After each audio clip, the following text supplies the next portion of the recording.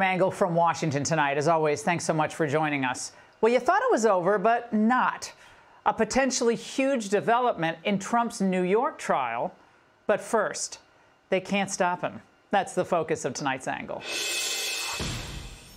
5 months from Election Day, and the list of Democrat failures continues to grow by the day. Now, it's Friday, so let's have some fun and quickly categorize them in chronological order. First, the Biden team and their press homies thought they could use Jan 6 to intimidate Trump supporters and scare away all the independents. History is watching, just like history watched 3 years ago on January 6th, when insurrectionists stormed this very Capitol and placed a dagger to the throat of American democracy. Dagger at the throat of a total flop. Trump left office on January 20th, if you didn't remember, and an insurrection against the U.S. government without weapons, is that what it, oh, okay. Well, then, of course, Democrats using Jan 6 thought a second impeachment trial would do him in. But few paid much attention. According to the Reuters Ipsos poll, fewer than 1 in 5 said they watched multiple hours of the testimony, and most, 55%, have seen just clips or no excerpts at all. Whoops. Then there were the efforts to remove Trump from the ballot. Well, we know where that all ended up. Overturned by the Supremes. Biden's great defenders of democracy were goose-egged 9-0. And Trump, he only grew more powerful. Of course, they also ended up unleashing a barrage of indictments and civil suits, lawfare, spending tens of millions of dollars in taxpayer money on cases in Georgia, D.C., New York, that they thought would help Biden because Trump would be seen as a bad guy, a crook, and that he'd just end up bleeding support. He is facing multiple charges, multiple indictments, and they still expect to get at least another indictment, possibly two. Every time there are more charges, every time there is another indictment, his poll numbers actually go up, as does his fundraising. But while Jack, Fonnie, and Alvin and the rest of the Biden opera chipmunks were doing their dirty work, inflation stayed too high, and as Americans struggled to pay for gas, food, and just basic necessities, they saw waves of migrants stream across our southern border, wrecking our cities, eating up our resources, and committing crimes. When you receive immigrants, you have to check them. You have to know who are there. How are you going to receive people that you don't know who are there?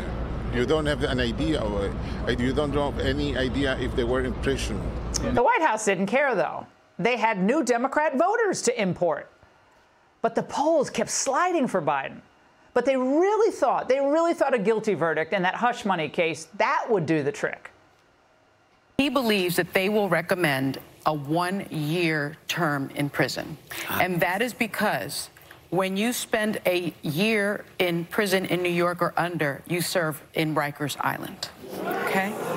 He absolutely deserves jail time because he is an ongoing threat to society and to our community. What a dope.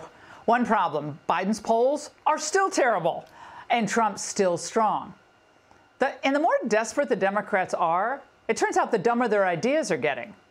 Now, someone, probably in the Biden campaign, believed that if they could get the press on board, Americans would watch and listen to Joe Biden in Normandy and think, wow, he's really Reagan-esque. And today's unintentionally hilarious headline is from Political Playbook. Biden storms the beach for democracy. Biden storms? Well, sort of. Because with him, the forecast is more likely to be mostly cloudy with a chance of afternoon confusion.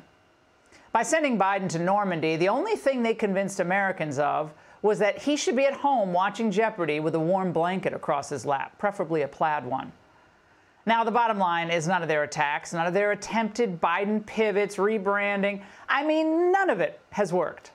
The polls are simply mind-blowing. In Arizona and Nevada, Trump is up by 5.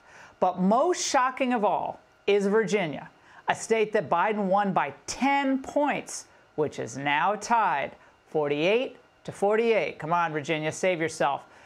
The once credible Democrat Party, I'm telling you, they deserve everything they're getting here. Remember, they ceded their influence to the far left. They catered to them on cultural issues, the trans push and all that, and on the border. And now they're all sinking.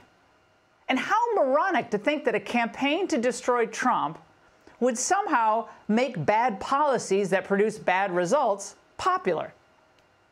Before he died, radio legend and my friend Rush Limbaugh predicted much of this. I know they desperately want Trump gone, and I know that they desperately want it codified, that Trump cannot run again, because make no mistake, they remain scared to death of you, and they remain scared to death of Trump. No matter what they've tried, they can't separate you from Trump. And more importantly, they can't separate you from the ideas.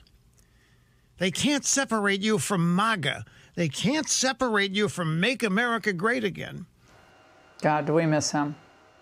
And sure enough, Trump is crushing fundraising goals, raking in nearly $300 million in May from over 2 million donations. And there are even signs of life in liberal La La Land. Silicon Valley investor David Sachs hosted a fundraiser last night in San Francisco. Look, it's Pelosi and Gavin Newsom's home. That's progress. And that's The Angle. Hey, Sean Hannity here. Hey, click here to subscribe to Fox News YouTube page and catch our hottest interviews and most compelling analysis. You will not get it anywhere else.